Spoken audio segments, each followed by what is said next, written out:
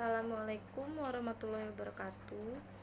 Perkenalkan, nama saya Intania. Saya dari kelas 06 SMJP 007.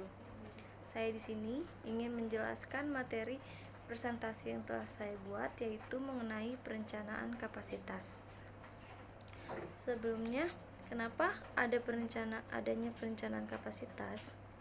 Karena dengan meningkatnya persaingan dalam sebuah perusahaan untuk mencapai tujuan utama, yaitu memperoleh keuntungan, sehingga setiap perusahaan dituntut untuk selalu dapat memenuhi kebutuhan konsumen sesuai dengan permintaannya, terutama itu dalam hal seperti kualitas barangnya, seperti barang yang baik, serta waktu penyelesaian produksi yang tepat waktu. Sehingga dalam suatu produksi dibutuhkan keperhatian terhadap ketersediaan kapasitas yang ada. Jadi apapun yang diminta oleh konsumen itu kita harus ngasih yang terbaik, karena permintaan konsumen itu sebuah perencanaan kapasitas yang nantinya akan menjadi atau memperoleh keuntungan bagi perusahaan tersebut. Oke, di sini saya akan lanjut ingin menjelaskan mengenai pengertian dari perencanaan kapasitas. Yang pertama itu ada kapasitas. Kapasitas itu sendiri adalah hasil produksi atau throughput atau jumlah unit yang dapat ditahan, diterima, disimpan, atau diproduksi oleh sebuah fasilitas dalam suatu periode waktu tertentu. Kapasitas itu sangat mempengaruhi sebagian besar biaya tetap. Dan selanjutnya saya akan menjelaskan mengenai perencanaan kapasitas. Perencanaan kapasitas itu sendiri adalah keputusan strategi jangka panjang untuk membuang sumber daya perusahaan secara keseluruhan. Jadi kapasitas itu juga berfungsi untuk menentukan bahwa permintaan dapat dipenuhi atau tidak, fasilitas yang ada akan berlebih atau tidak. Nah, itu tergantung di perencanaan kapasitasnya. Nah, dalam praktiknya itu, perencanaan kapasitas adalah penentuan kebutuhan kapasitas masa depan atau kebutuhan konsumen untuk kedepannya yang sebagian besar didasarkan pada permintaan dari konsumen tersebut yang di masa yang akan datang. Dalam perencanaan kapasitas ada jenis-jenisnya, yaitu terbagi menjadi 3. Yang pertama, ada perencanaan kapasitas jangka pendek, yaitu perencanaan kapasitas jangka pendek kurang dari 3 bulan. Jadi perencanaan kapasitas jangka pendek itu kurang dari 3 bulan, dia cuma hanya 1 bulan ataupun 2 bulan. Jadi dalam proses penjadwalan itu dikaitkan harian atau mingguan dan menyangkut pembuatan dengan menyesuaikan varians atau keluaran yang direncanakan dan keluaran nyata.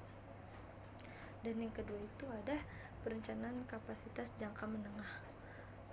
Jadi di jangka menengah ini, perencanaan kapasitas jangka menengah atau intermediate range itu rencana bulanan atau kuartalan untuk 3-36 bulan yang akan datang. Dan yang ketiga itu ada perencanaan kapasitas jangka panjang. Perencanaan kapasitas jangka panjang ini waktunya lebih lama, yaitu long time. Jadi lebih dari 3 tahun dan di mana sumber daya produktif memakan waktu lama untuk memperoleh atau menyelesaikan permintaan konsumen, yaitu seperti bangunan, peralatan, atau fasilitas yang membutuhkan waktu lebih lama. Oke, teman-teman, di sini ada tujuan dari perencanaan kapasitas. Jadi, tujuan dari perencanaan kapasitas ini adalah untuk meminimalisasi kapasitas sebuah perusahaan dengan permintaan konsumen terhadap produk dengan melakukan beberapa cara menggunakan elemen-elemen kapasitas, antara lainnya itu seperti pekerja, mesin, gudang, dan rekayasa. Dan itu adalah tujuan dari perencanaan kapasitas. Teman-teman, di sini juga ada pengaruh dari perencanaan kapasitas.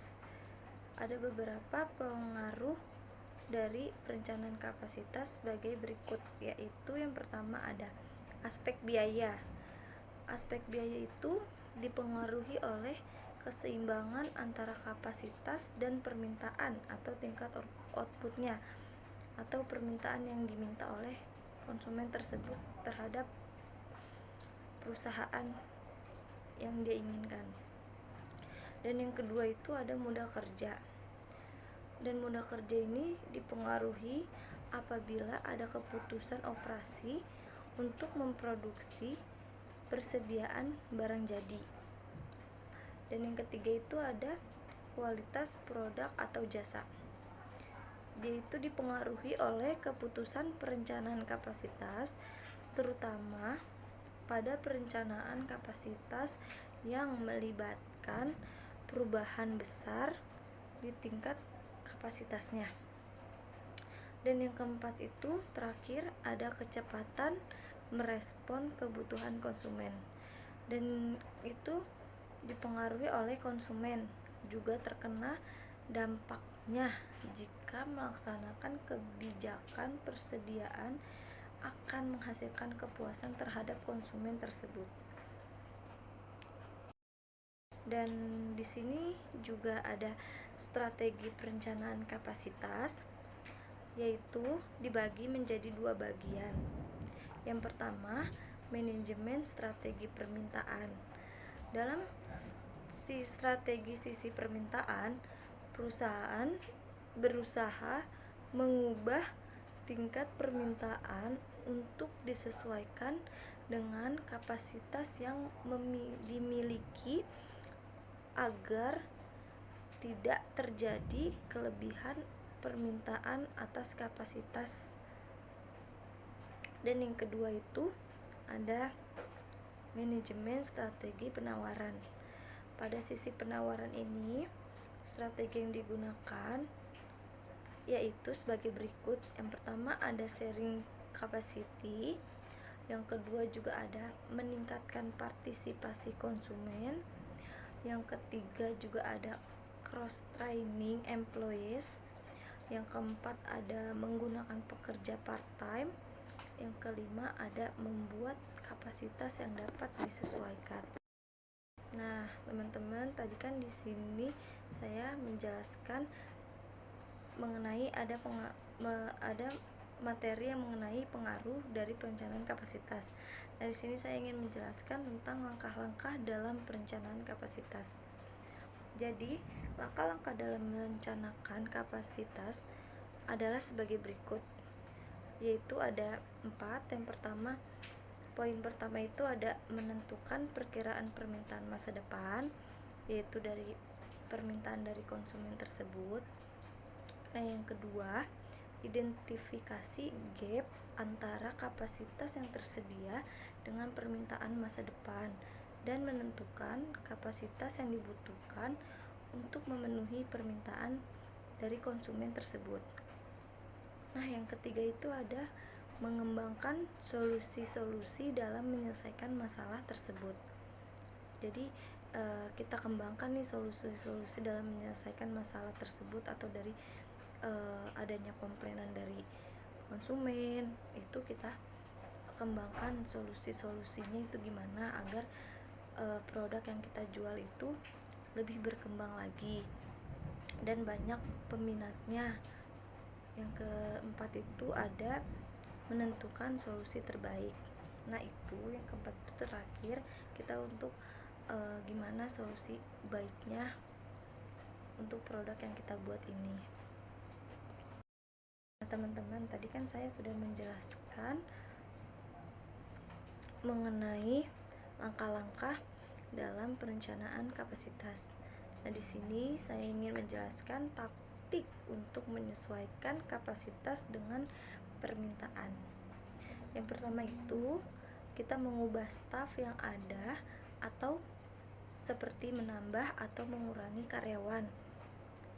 Yang kedua, menyesuaikan peralatan dan proses meliputi pembelian seperti mesin tambahan atau menjual atau menyewakan peralatan yang ada. Yang ketiga itu memperbaiki metode untuk meningkatkan hasil produk.